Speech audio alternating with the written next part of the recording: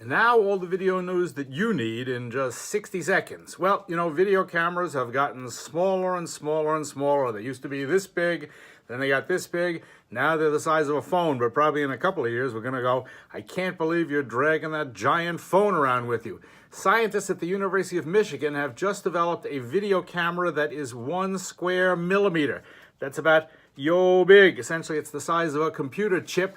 The chip runs on a light emitting diode and solar voltaic cells, so you don't need batteries. It just runs by itself. It shoots video at 15 frames a second, records it, and keeps it forever. Pretty soon there are going to be cameras everywhere. You never know when somebody's going to be pointing one at you. Speaking of cameras, Skype, which used to be a terrific way to record without a satellite or anything like that, always had a problem. The problem was you couldn't record the live video interview. Now you can. Skype has just come up with a method whereby you could record it and live stream it. Big improvement there. If you want to find out about the big improvements in video, check out thevj.com and sign up for our free 10-day membership. You're going to love it.